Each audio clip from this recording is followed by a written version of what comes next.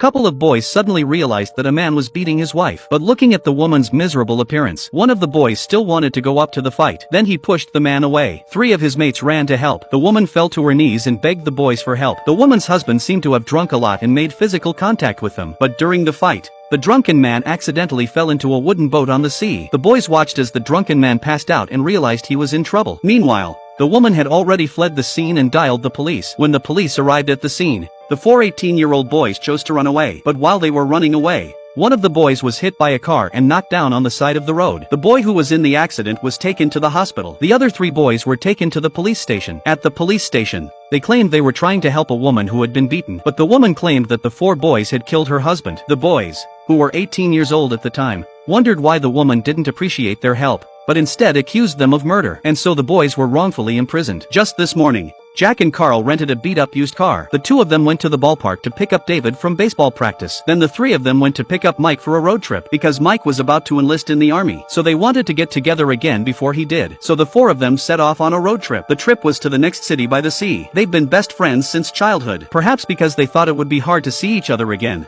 they treasured this opportunity to travel together. After arriving at the coastal city, they sat together on the beach eating ice cream and looking at the scenery. Then they went shopping and played on the beach together. At night they went to a fried chicken restaurant for dinner. All four of them had a great time. They also drank a lot of wine while eating the fried chicken. After eating, they went back to the car. They were going to sleep in the car on the side of the road. Suddenly Jack asked Mike why he'd given up college to join the army. Mike's parents died when he was a kid. His grandmother, a junk collector, raised him alone. Grandma wanted to keep picking up scraps to put Mike through college. He didn't want to make her work any harder than she had to. Mike had already made up his mind, but he hesitated to tell his grandmother. Just as they were getting ready for bed, there was an argument in the car in front of them. They saw a man beating his wife, but they didn't have mobile phones and couldn't call the police. Jack, the most righteous of them all, rushed out. The next thing they knew, they were fighting with the man. When the police arrived, Mike was in a car accident while running away. And then the man who beat his wife died unexpectedly. They were arrested on suspicion of murder. According to the woman, he was molested by four boys. Her husband was beaten by a gang because he was protecting her. While the three Jacks were being questioned, Mike's grandmother arrived at the hospital. Mike is out of danger for the moment, but he was in a coma with a head injury. That night,